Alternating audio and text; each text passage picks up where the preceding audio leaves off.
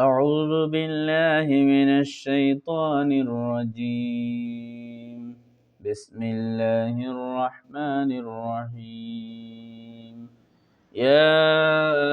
أيها المزمل قم الليل إلا قليلا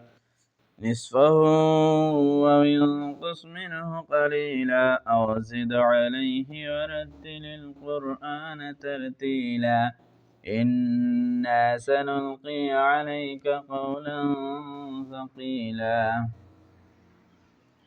إن ناشئة الليل هي أشد وطئا وأقوم قيلا إن لك في النهار سبحا طويلا واذكر اسم ربك وتبتل إليه تبتيلا رب المشرق والمغرب لا إله إلا هو فاتخذه وكيلا واصبر على ما يقولون واهجرهم هجرا جميلا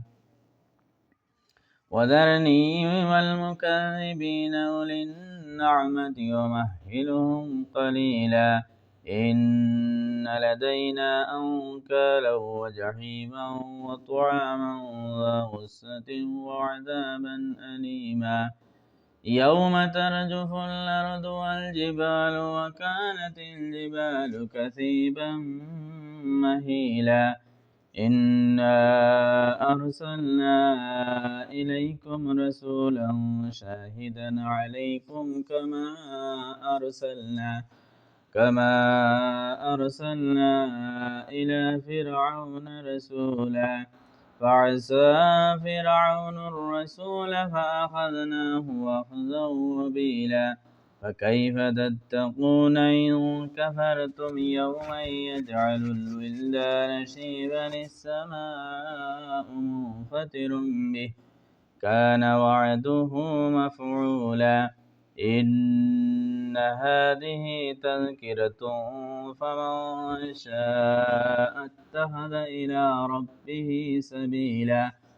إن ربك يعلم أنك تقوم أدنى من ثلثي الليل ونصفه وثلثه وطائفة من الذين معك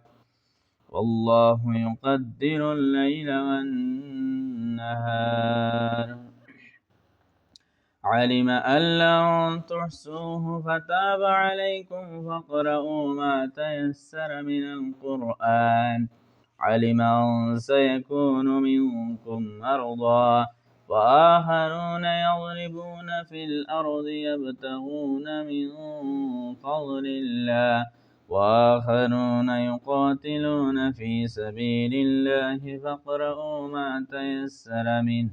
وأقيموا الصلاة وآتوا الزكاة وأقرضوا الله قرضا حسنا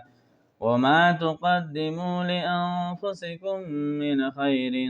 تجدوه عند الله هو خيرا وأعظم أجرا واستغفروا الله إن الله غفور رحيم